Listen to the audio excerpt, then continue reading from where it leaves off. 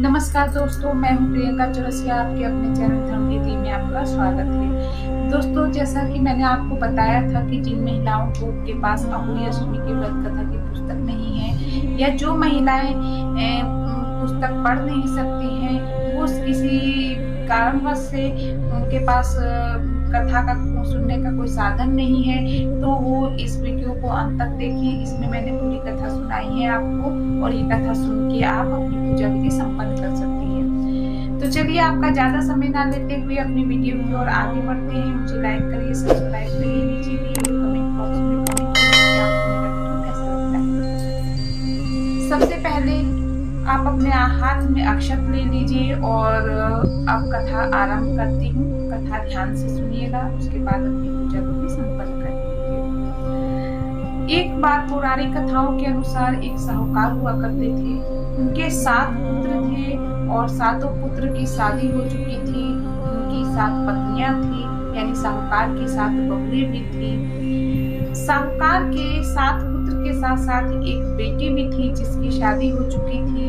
वो उस समय अपने ससुराल से अपने मैके आई हुई थी, अपने पिता के घर आई हुई थी। दिवाली का समय था। वो 7 बहुएं घर में सफाई के लिए पहले मिट्टी के घर हुआ करते थे।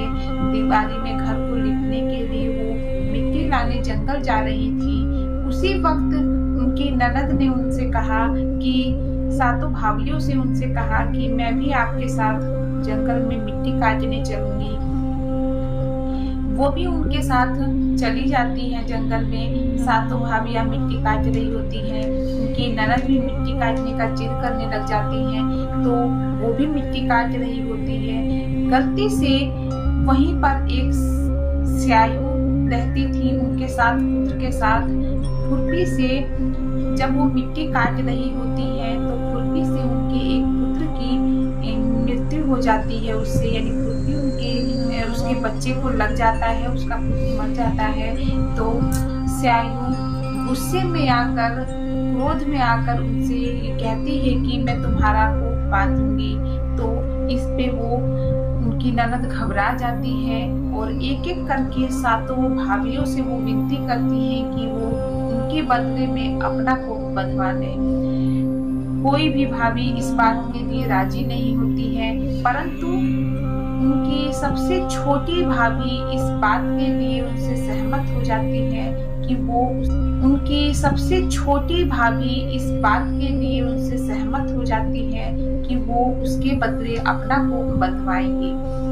तो उसके बदले वो अपना कोख बंधवा लेती है। ऐसा करवाने के पश्चात जब 7 वहां से वापस चली जाती है तो कुछ समय के पश्चात छोटी बहू के जो है पुत्र होता है, तो वो 7 दिन के बाद मर जाता है। इसी प्रकार जब भी उसका कोई भी बच्चा हो वो 7 दिन के बाद मर जाता था। तो एक दिन उन्होंने पंडित को बुलवाकर उनसे पूछा कि ऐसा उनके साथ क्यों हो रहा है। तब पंडित ने उनको एक उपाय बताया कि वो सरयू गाय की सेवा करें, इससे उन्हें हर समस्या का समाधान मिलेगा।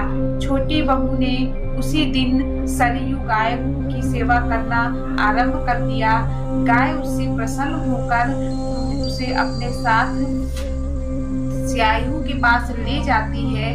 तब जब वो स्याही के पास उन्हें ले जाती है तो रास्ते में वो बहुत थक जाती हैं दोनों। किसी पेड़ के नीचे जाकर वो आराम करने लग जाती हैं। इतने में गाय की आंख लग जाती है और छोटी बहू उस पेड़ के नीचे बैठे बैठे देख रही होती है कि एक गरुड़ पंखनी का जो बच्चा होता है उसे एक सांप खाने जा रहा होता है। तो वो ये देखकर घबरा जाती है।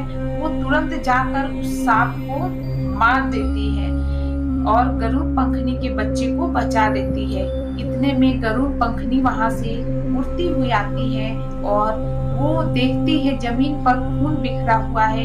ये देखकर वो घबरा जाती है और उसको, यानी छोटी बहू को, वो अपनी चोंच से मारने लग जाती है। इतने में वो छोटी बहू उनसे कहती है कि आप मुझे ऐसे चोंच से ना मारिए, मैंने तो आपके बच्चे की जान बचाई है। ये सांप इसे डसने आ रहा था तो मैंने उसे मार दिया, उसी का खून है ये जमीन पर।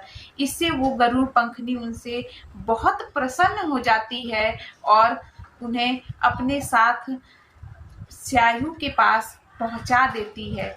जब वो स्याहू के पास पहुंचा देती है तो छोटी बहू स्याहू की बहुत सेवा करती है, जिससे खुश होकर वो उसे यानी छोटी बहू को 7 बहुएं और 7 बेटों का वरदान दे देती हैं।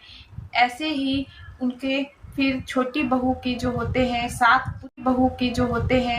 पुत्र होते हैं, उनकी 7 बहुएं भी हो जाती हैं। इसी प्रकार इस दिन हम अहोई अष्टमी का त्योहार कहते हैं। अहोई का अर्थ है अनहोनी को टालने वाला। तो आने वाले संकट को यानी अनहोनी को टालने की प्रार्थना करती है माँ पार्वती से। इसी प्रकार ये कथा संपूर्ण होता है। माँ पार्वती की आरती कर ले और अपनी पूजा विधि संपन्न करें, अपने सास का आशीर्वाद लें और माँ पार्वती से कामना करें वो उनको दीर्घायु दें और जिसके पास संतान नहीं है उसे संतान प्राप्त करवाएं। नमस्कार, मेरा वीडियो आपको कैसा लगा नीचे दिए हुए कमेंट बॉक्स में जरूर बताएं। मैं फिर आऊंगी नए वीडियो के साथ, नए उपायों के साथ। तब तक के लिए नमस्कार।